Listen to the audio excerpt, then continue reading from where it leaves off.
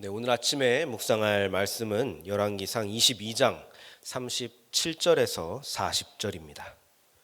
거룩하신 하나님의 말씀입니다.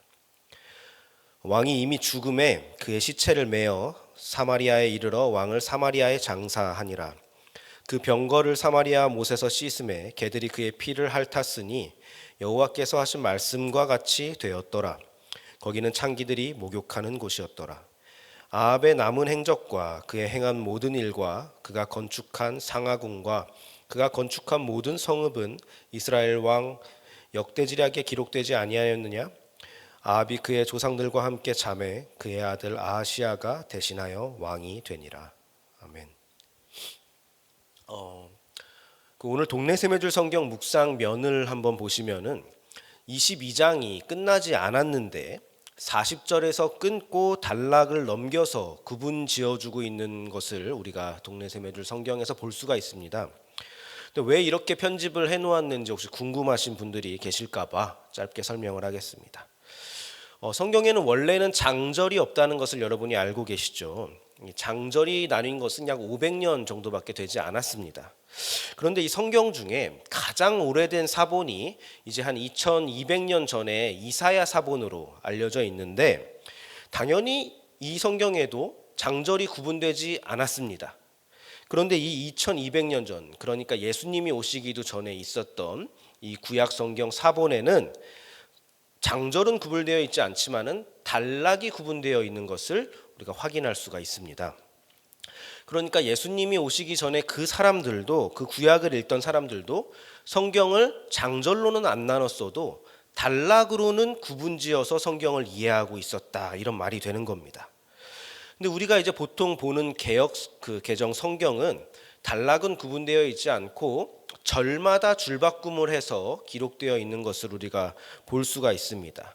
한 절하고 줄 바꾸고 한 절하고 줄 바꾸고 이렇게 되어 있는데, 줄을 바꾸지 않고 우리가 보는 동네 세메줄 성경처럼 단락에서 줄을 바꾸어 구분을 지어준다는 것은 한 절 한 절의 내용에 집중하기보다는 그 단락의 이야기의 흐름과 문맥에 집중하겠다, 이런 의미를 담고 있는 것입니다.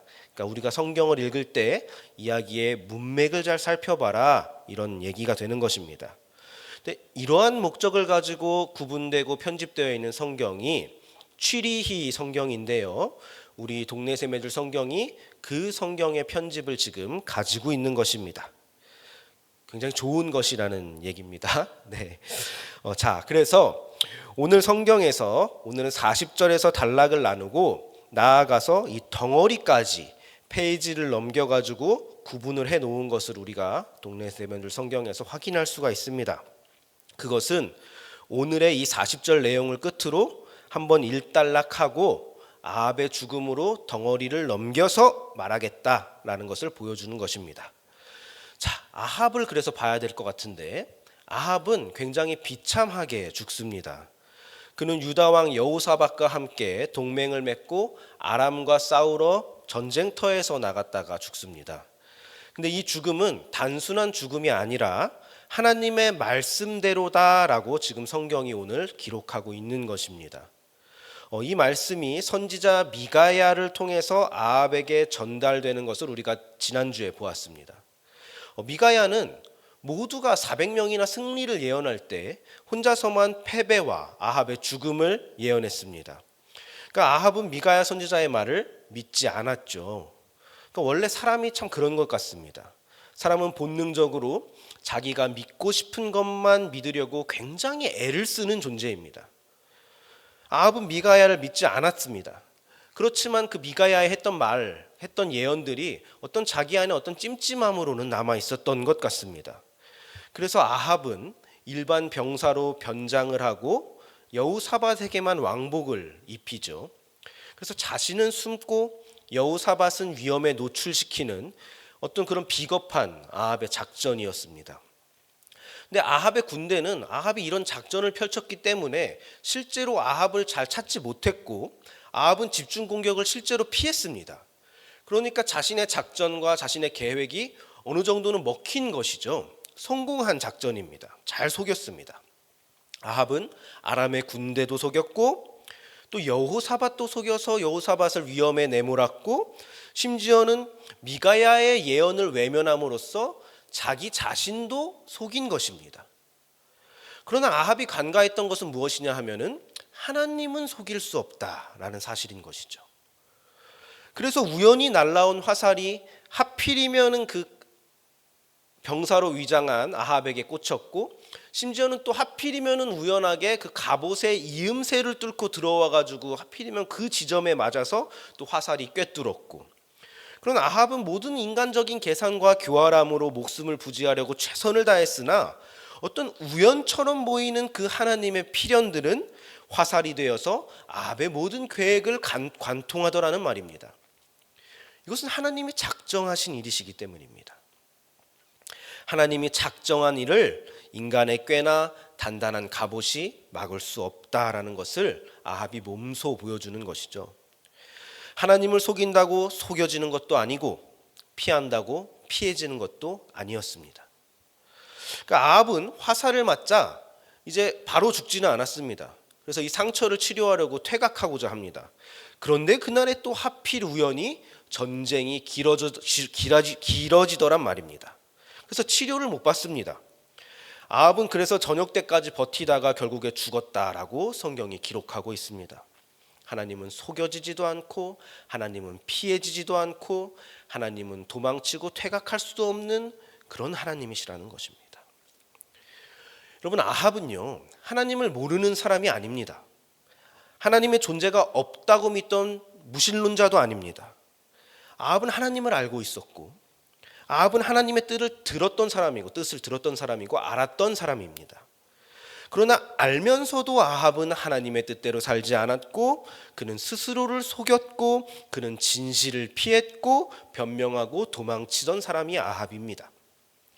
그러나 그의 인생의 말로가 보여주는 것은 결국에 하나님의 손바닥은 벗어날 수 없더라 하는 것입니다. 결국 예언대로 백성들은 흩어졌고 개들이 왕의 피를 핥았고 창기들이 목욕을 했다는 오늘의 증언을 통해 이 일이 하나님이 하신 것이다 라는 것이 밝혀지는 것입니다. 모든 것이 여호와의 말씀대로 말씀과 같이 되더라 라는 것입니다.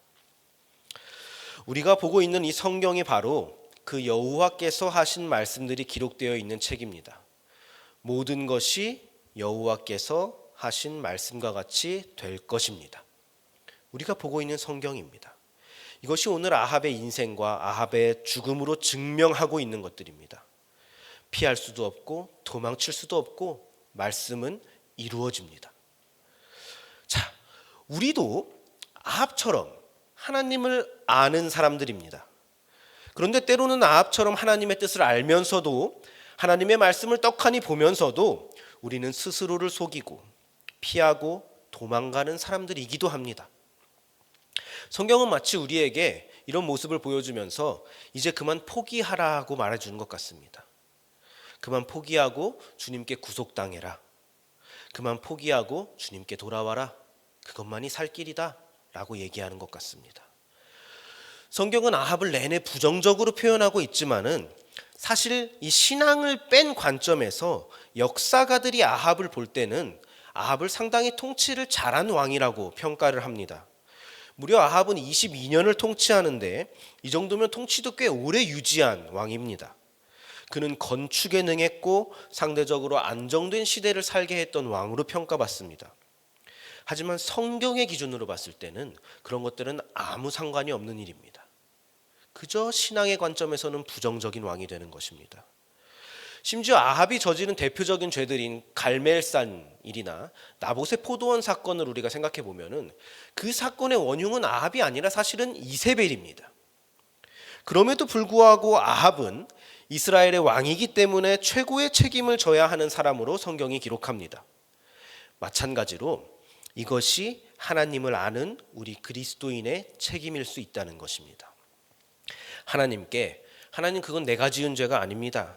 나도 끌려간 것이라서 어쩔 수 없었습니다 라고 하면은 하나님께서는 우리에게 네가 그리스도인이잖아 라고 하실 것입니다.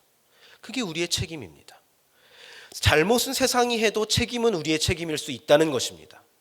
잘못은 저 사람이 해도 우리 그리스도인의 책임일 수 있다는 것입니다. 이것이 우리가 가진, 빛과 소금이 가진 거룩한 무게입니다. 우리는 예수를 믿는 사람들로서 남들보다 그래도 조금은 진지하게 더 삶을 바라보고 진지하게 살아내고 견디며 살아야 할 책임이 주어진 사람들입니다. 우리의 신분입니다. 하나님의 요구입니다. 여기서 우리가 도망갈 수 없습니다. 피할 수도 없습니다. 그리고 하나님을 속일 수도 없습니다. 그냥 얼른 포기하고 주님께 엎드리는 것이 상책이라는 말입니다. 물론 우리에게는 그래도 자유의지라는 것이 주어져서 하나님께 반항할 수 있는 권리가 있습니다. 아버지가 허락하신 자녀의 특권입니다. 그러나 반항하면은 결국에는 매맞고 엎드리게 되는 것입니다. 그런데 매맞고 엎드릴 수 있으면은 그것으로도 아주 큰 은혜입니다. 그러니까 빨리 엎드리는 것이 좋은 것이죠. 사랑하는 말씀상 공동체 성도 여러분, 우리가 이제 설 연휴가 오늘부터 시작입니다. 우리가 나는 그리스도인으로서 사는 책임을 연휴에 만나는 사람들, 가족, 친지들에게 먼저 실천했으면 좋겠다는 생각입니다. 우리가 집안을 밝게 만드는 것입니다. 우리가 한 번 더 웃고 우리가 한 번 더 참는 것입니다. 설거지를 한 번 더 하는 것이고 먼저 섬기는 것입니다. 여기서 도망칠 수 없고 여기서 피할 수 없습니다. 여기서 스스로를 속일 수 없고 하나님을 속일 수 없습니다. 이것이 우리 그리스도인들에게 주어진 인생이라는 것을 우리가 하나하나 배워가기를 소망합니다. 기도하겠습니다. 하나님, 아합의 인생을 통해서 우리가 반면교사를 삼습니다. 또 하나님이 얼마나 신실하게 일하고 계시고 하나님이 얼마나 크시고 또 우리가 얼마나 작은지도 확인합니다. 우리는 늘 본분은 읽고 욕심에 잠식되고 스스로를 속이고 또 도망가려고 하는 사람들입니다. 우리의 이런 연약함을 불쌍히 여겨주셔서 아버지의 크신 팔로 우리를 다시 끌어안아 주시고 필요하다면 우리를 호되게 가르쳐 주셔서 주의 말씀 앞에 언제나 엎드리게 하옵소서. 모든 것이 주의 말씀과 같이 될 줄을 믿사오며 예수 그리스도의 이름으로 기도드립니다. 아멘. 이 시간 다음과 같은 기도 제목으로 함께 기도하시겠습니다. 지금 들은 말씀이 내 삶으로 이어지게 하옵소서. 동네 샘매줄 말씀 묵상과 동네 사역을 축복하시고 말씀이 삶이 되는 복을 받게 하옵소서. 교육부서와 청년부 수련회를 축복하시고 성령의 역사와 능력을 경험케 하옵소서. 나라가 정치적으로 속히 안정되게 하시고 공의와 정의가 이루어지는 나라 되게 하옵소서. 육체의 질병과 마음의 질병으로 고통받는 성도들에게 회복의 은혜와 평안의 은혜를 베풀어 주옵소서.